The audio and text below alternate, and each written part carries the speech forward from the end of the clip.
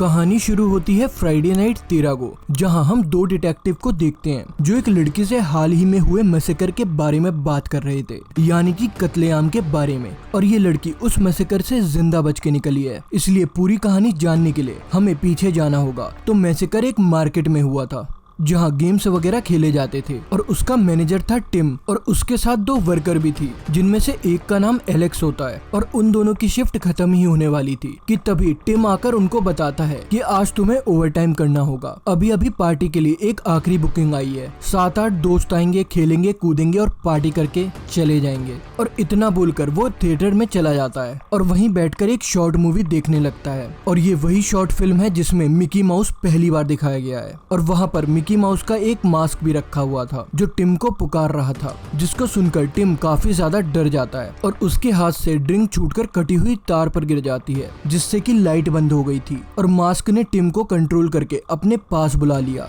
और टिम ने वो मास्क पहना और अब वो किलर मिकी माउस बन गया, एक पागल मिकी माउस। और मास्क पहनते ही उसके अंदर एक ताकत भी आ गई जो थी एक जगह से दूसरी जगह गायब होकर पहुंच जाना। और इसी बीच एक वर्कर को लगा कि टिम अपने घर जा चुका है, इसीलिए वो भी वहां से चली गई। और अब पूरा आर्केड एलेक्स संभाल रही थी और थोड़ी देर में वो भी एंजॉय करने लगी। तभी वहां पर फोन बजा और जब उसने फोन उठाया तो वहां पर कोई नहीं होता, क्योंकि असल में टिम यानी कि मिकी माउस उसके साथ खेल रहा था और उसे सीटी बजाने की आवाज भी सुनाई दे रही थी, जिसका पीछा करते हुए वो मिकी माउस तक पहुंच जाती है, जो कि जंजीरों से दरवाजे को लॉक कर रहा था। और उसे देखकर डरकर एलेक्स वापस भाग गई और तभी उसके दोस्त ने उसको हैरान कर दिया। और ये वही 8 दोस्त हैं। दरअसल इन्होंने एलेक्स के लिए ही बर्थडे पार्टी रखी थी, हालांकि उसका बर्थडे काफी दिन बाद था, फिर भी ये दोस्त हैं। और जिसने पार्टी अरेंज की थी वो है मार्कस, क्योंकि वो बचपन से ही एलेक्स को पसंद करता है। और ये मार्कस के साथ उसके बाकी दोस्त भी हैं, जिनकी भी एलेक्स के साथ अच्छी दोस्ती थी। और इसी के साथ मार्कस के 2 दोस्त मूवी देखने के लिए जा रहे थे और जाते जाते उसका दोस्त बोलकर जाता है, I will be right back, मैं वापस आ जाऊंगा।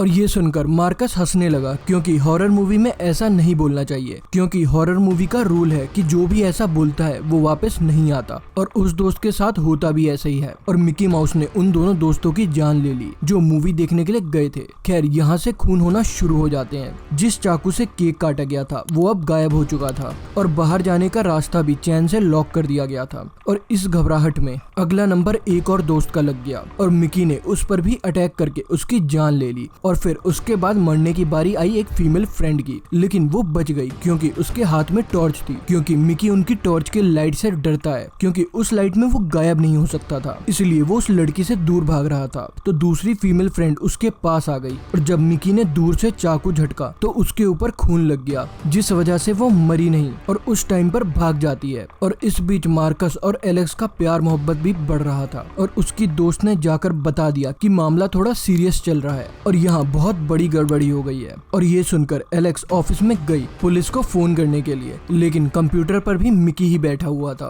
और जब उसने फोन किया तो वहाँ पर भी वही बोल रहा था और लोगों को मारने के लिए वो साथ वाले बार में भी पहुंच गया और एक एक करके उन्हें भी मारकर वो फिर से वापस आ गया। और फिर गया एलेक्स के एक दोस्त के पास जो अपनी ही धुन में मगन था और राइड पर बैठा हुआ था। तभी मिकी उसको गोल गोल घुमाकर राइड का चक्कर में फंसा देता है। एलेक्स मार्कस को उसके 2 दोस्तों की लाश भी मिल चुकी थी और ये देखकर उनको इतना तो समझ आ गया था कि यहाँ से निकलना जरूरी हो गया है। और दूसरी तरफ एक फीमेल फ्रेंड बड़ी आराम से एक VR गेम खेल रही थी और तभी मिकी माउस वहाँ पर आकर उसके साथ भी अजीब तरीके से छेड़छाड़ करने लगता है। और जब वो तीनों दोबारा मेन एग्जिट पर पहुँच गए तब मिकी पहले से ही बाहर खड़ा हुआ था। तब ये लोग प्लान बनाते हैं कि अगर हम फायर अलार्म बजा देंगे तो फायर ब्रिगेड बिना फोन किए ही आ जाएगी और हम सब बच जाएंगे। लेकिन ये प्लान बनाते ही ये लोग ना अलग होने का प्लान भूल जाते हैं और एलेक्स इनसे अलग हो जाती है। उसने जल्दी से जाकर फायर ब्रिगेड का अलार्म बजा दिया था, लेकिन मिकी ने उसी के सामने ही उसके एक दोस्त की बहुत बेरहमी से जान ले ली। और इसी बीच मार्कस ने स्पीकर पर बोल दिया था कि छत की तरफ भागो, फायर ब्रिगेड आती ही होगी। और 2 दोस्त उसी तरफ भागने लगे, लेकिन रास्ते में मिकी